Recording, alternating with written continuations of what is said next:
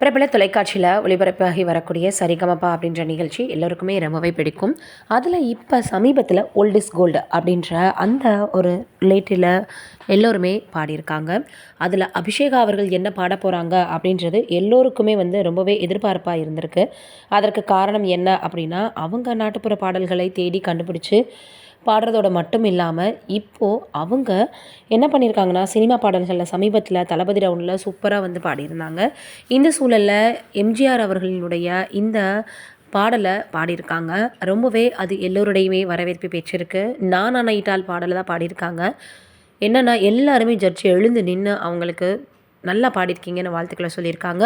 ஸ்வேதா மோகன் அவர்கள் ஸ்டேஜுக்கே போயிட்டு இப்படி ஒரு பெர்ஃபார்மன்ஸை நாங்கள் எதிர்பார்க்கவே இல்லை அப்படின்னு சொல்லியிருக்காங்க. எஸ்பி சரண் சார் கூட என்ன சொல்லியிருக்காரு அப்படின்னா, இந்த மாதிரி ஒன்று கொடுப்பீங்க அப்படின்னு நாங்கள் எக்ஸ்பெக்ட் பண்ணல. நாட்டுப்புற பாடல்கள் தான் உங்களுக்கு பாட தெரியும்னு நினச்சிட்டு இருந்தேன். எங்களுக்கு இந்த மாதிரிலாம் நீங்கள் பாடுறது ரொம்பவே ஹாப்பியாக இருக்குது. இப்படியே பாடிட்டே இருந்தால் நீங்கள் ஃபைனல் வரைக்கும் போயிடுவீங்க அப்படின்னு வாழ்த்துக்களை சொல்லியிருக்காரு. அதற்கப்புறமாக பார்த்தோன்னா இன்னொருத்தர் என்ன சொல்லியிருக்காரு அப்படின்னு பார்க்கும்பொழுது, நீங்கள் சூப்பராக பாடியிருக்கீங்க, கோல்டன் பெர்ஃபார்மன்ஸ் அப்படின்னு பர்சரை அழுத்தியிருக்காரு. இப்படி தொடர்ந்து எல்லோருமே அபிஷேகா அவர்களுக்கு வாழ்த்துக்களை தெரிவித்து வந்துட்டுருக்காங்க. கடந்த முறை பார்த்தோன்னா திவினேஷ் அவர்கள் இந்த மாதிரி பழைய பாடல்களை பாடி டைட்டில் வின் பண்ணிட்டார். அதே போல் அபிஷேகா அவர்களும் வரதுக்கு நிறைய சான்ஸ் இருக்குது அப்படின்னு எல்லோரும் பேசி வந்துட்டுருக்காங்க. வெயிட் பண்ணி பார்க்கலாம்.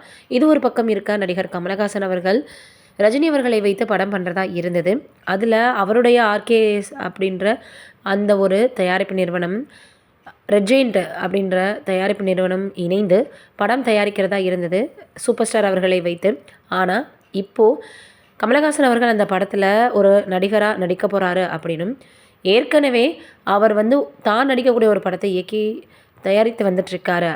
அதனால் அவரால் 2 படங்களை தயாரிக்க முடியாது அப்படின்னு சொல்லிட்டுருக்காங்க. ரஜினி அவர்கள் கூட இணைந்து நடிக்கிறதா மட்டும் இப்போதைக்கு முடிவெடுத்திருக்கிற மாதிரி சொல்லப்படுது. என்ன நடக்க போகுது அப்படின்றது தெரியல. வெயிட் பண்ணி பார்க்கலாம்.